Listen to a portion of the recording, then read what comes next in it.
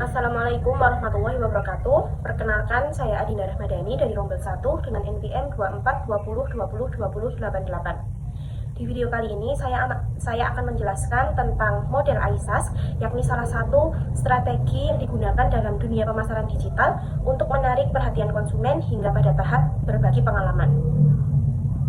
Kepanjangan dari AISAS sendiri adalah, yang pertama A adalah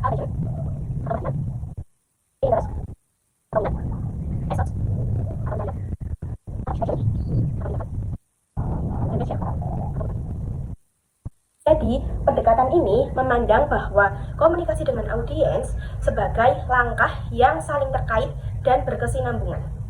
Langsung saja, yang pertama adalah attention atau perhatian. Jadi, dalam model AISAS ini, langkah pertama adalah menarik perhatian dari audiens.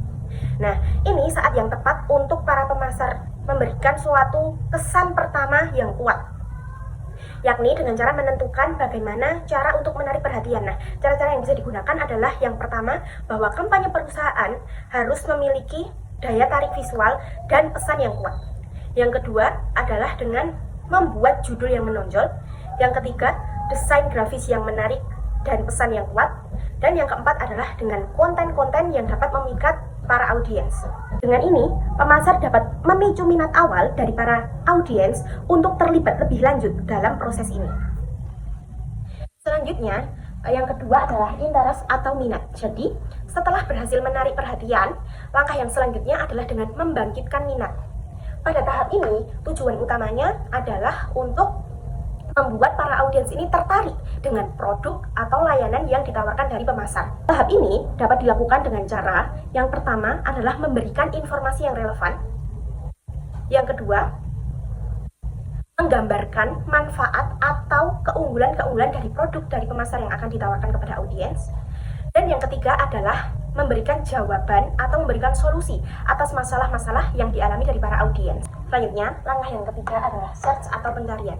Jadi, setelah para audiens ini tertarik terhadap produk atau layanan dari pemasar, tahap yang berikutnya adalah dengan mengarahkan konsumen untuk melakukan pencarian lebih lanjut. Nah, di sini pemasar ini memiliki peran untuk memfasilitasi pencarian dari para audiens.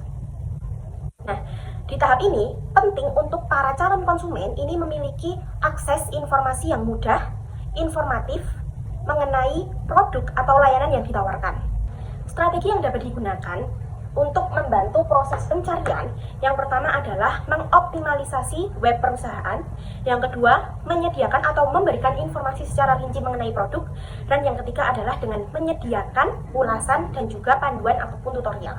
Tahap yang selanjutnya adalah action atau tindakan. Jadi pada tahap ini adalah mendorong audiens untuk melakukan tindakan seperti melakukan pembelian produk, melakukan pendaftaran pada layanan yang kita tawarkan, ataupun melakukan sebuah tindakan yang diinginkan oleh pemasar. Nah, strategi yang bisa digunakan pada tahap action ini, yang pertama adalah dengan memudahkan proses pembelian, dan yang kedua adalah memberikan suatu penawaran khusus bagi para audiens. Tahap yang terakhir dari model AISAS sendiri adalah share atau berbagi. Jadi setelah audiens berhasil melakukan tindakan, proses terakhir dari AISAS sendiri adalah dengan mendorong audiens untuk berbagi pengalaman mereka. Nah, berbagi pengalaman mereka ini bisa berupa testimoni, ulasan positif, ataupun mereka yang membagikan konten positif pada media sosial mereka. Nah, melalui audiens yang berbagi pengalaman positif mereka, itu akan membantu pemasar atau perusahaan untuk memperluas jangkauan pesan kepada audiens yang lebih luas lagi.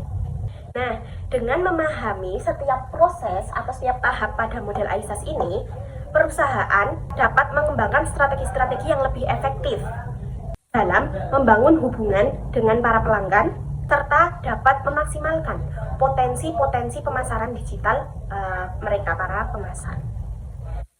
Demikian penjelasan yang dapat saya sampaikan. Terima kasih. Wassalamualaikum warahmatullahi wabarakatuh.